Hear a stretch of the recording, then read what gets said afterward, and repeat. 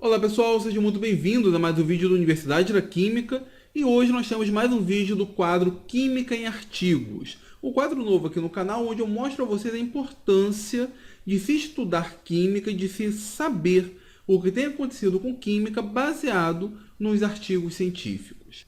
E hoje eu trago para vocês um artigo que eu encontrei essa semana na minha pesquisa bibliográfica do Chemical Communication, uma revista da Royal Society of Chemistry. Normalmente essas revistas chamadas de Communication, ela tem por objetivo mostrar rapidamente alguma descoberta que os cientistas fizeram. Ela não está completamente acabada, é necessário mais alguns dados a serem estudados, mas ele quer garantir como sendo o primeiro a publicar aquela determinada informação. Então ele escreve um artigo relativamente curto, mostra o que ele descobriu e depois ele trabalha mais essas propriedades. Esse foi um artigo desenvolvido na Universidade de Cambridge e os autores dizem que é o primeiro experimento onde nós temos átomos de neônio capturado em uma estrutura que nós chamamos de metal orgânica. Essa estrutura metal orgânica, na verdade, é baseada em um conjunto de estruturas que ganhou bastante espaço nos últimos anos na pesquisa química, que são os MOFs. Não sei se vocês já ouviram falar. O MOF é o Metal Organic Framework. É uma estrutura baseada em compostos de coordenação. Só que um pouco diferente daqueles compostos de coordenação que nós estamos acostumados lá da química de coordenação, onde nós temos o metal e um ligante orgânico ao redor. Os MOFs, nós chamamos o metal, nós temos o ligante orgânico, porém essa é uma estrutura estendida. Eu não formo um único complexo. Na verdade, esse complexo cresce ao longo das direções, normalmente ao longo de 2 direções no mínimo, ou ao longo de 3 direções, e eu formo uma estrutura que nós chamamos de um framework, uma plataforma onde nós podemos observar algumas propriedades interessantes. Na maioria dos casos, esses MOFs, esses Metal Organic Frameworks, eles apresentam poros.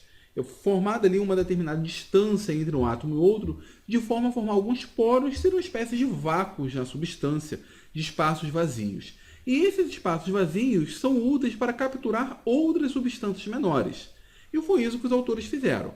Eles pegaram um determinado MOF, que já era descrito na literatura, um de níquel e um de cobre, passaram ali vapor de neônio e eles conseguiram capturar alguns átomos de neônio dentro desses poros.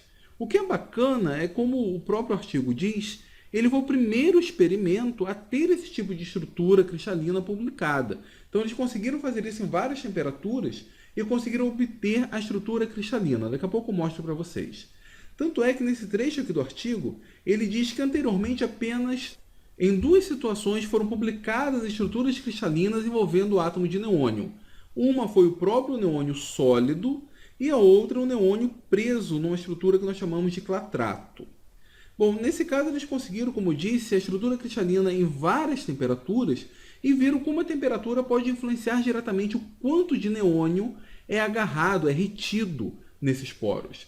É também um artigo muito interessante para a gente ver uma aplicação direta daquilo que a gente aprendeu lá na segunda físico-química, se eu não me engano nas aulas de cinética, sobre isotermas. Lembra? Isoterma de Langmuir, isoterma Bethe, isoterma Freundlich, que de uma forma simples nada mais era do que o estudo quando os gases eram dissolvidos em uma plataforma sólida. Então, nesse artigo, os autores fazem estudos de isotermas. É um artigo bem bacana para a gente ver a utilidade desses conceitos, juntando química inorgânica, juntando cinética química, juntando síntese desses compostos. Enfim, é um artigo bem legal. O gráfico abstract dele é esse daqui, eu achei particularmente bem feio. Isso daqui seria a armadilha deles, o MOF, e essas bolas vermelhas seriam os átomos de neônio capturados.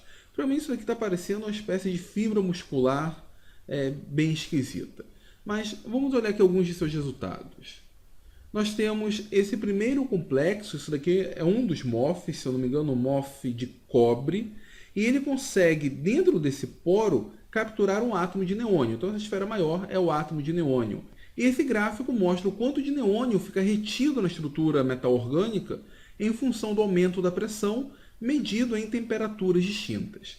Esse aqui seria o caso mais simples, onde ele consegue adsorver apenas um átomo de neônio, mas nós temos um caso mais complexo, no caso do MOF de níquel, onde eles conseguem capturar na verdade 7 átomos de neônio, onde esse aqui do meio está muito fracamente ligado.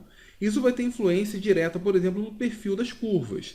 Nós temos aqui 6 átomos de neônio que são simetricamente equivalentes, então eles são presos da mesma forma, mas esse do meio aqui ele está preso de uma forma diferente, de uma forma bem mais fraca. Eu estou falando de adsorção porque eles deixam bem claro que a distância do neônio com o metal é uma distância muito grande. Então não está existindo ali uma ligação química propriamente dita, e sim uma dissorção. Vamos dar uma olhada na estrutura que eles conseguiram obter? Então, estamos aqui. Essa daqui é uma das estruturas que ele obteve, na verdade um pedaço dela. Esse anel hexagonal é o anel aromático do ligante. Esses pontos em vermelho são átomos de oxigênio. E esse ponto aqui em verde é o átomo de níquel. Deixa eu só confirmar aqui. Exatamente, isso aqui é o complexo de níquel. Aqui são átomos de oxigênio. Essa forma de visualização não é muito boa. Eu vou pedir essa forma ball and stick, que fica mais fácil de ver. Então aqui nós temos um anel aromático ligado a um átomo de oxigênio, que seria uma espécie de ponte fenólica entre 2 átomos de níquel. Aqui nós temos um grupo carboxilato que se liga a 3 átomos de níquel. Essas bolinhas azuladas são os átomos de neônio. Bom, dessa forma, isso aqui é apenas a fórmula unitária do complexo. Não dá para a gente observar muitas coisas. Mas vamos aumentar a estrutura que vai ficar melhor da gente observar. Eu vou pedir aqui para que ele faça um empacotamento 2x2, na verdade já está aqui. E agora eu vou pedir para ele crescer o empacotamento. Bom, nós temos agora esse emaranhado de átomos, que de novo não dá para a gente ver praticamente nada. Eu vou pedir para que ele coloque aqui na estrutura de wireframe, que vai ser mais fácil. Bom, vou tirar aqui os eixos. E agora eu vou alinhar a estrutura ao longo dos eixos cristalográficos. Ao longo do eixo A eu tenho isso. Ao longo do eixo B eu tenho essa forma. Mas o interessante é ao longo do eixo C. Ao longo do eixo C a gente consegue ver aqui os poros hexagonais. Aqui nós temos essas bolinhas aqui bem pequenas, são os átomos de neônio. Deixa eu selecioná-las, vai ser mais fácil de ver. Bom, vamos escolher aqui esse conjunto. Temos os 7 átomos de neônio. Eu vou pedir para ele colocar na forma de Space Fill. Pronto. Assim fica mais fácil a gente visualizar. Vou fazer a mesma coisa aqui.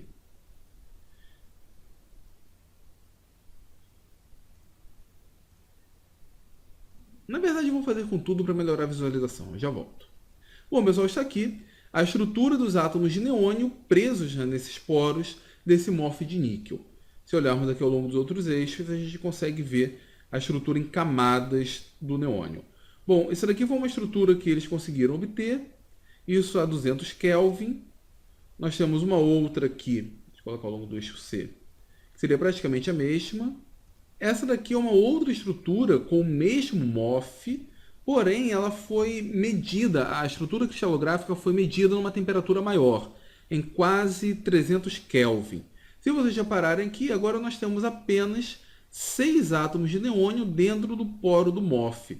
Bom, isso aqui é bem razoável, aumentei a temperatura, os átomos de neônio que não estão realmente ligados ficam mais soltos, e aquele que está menos ligado, que é o do meio, acaba escapando. Então aqui, a essa temperatura, é possível comportar apenas 6 átomos de neônio por poro da estrutura.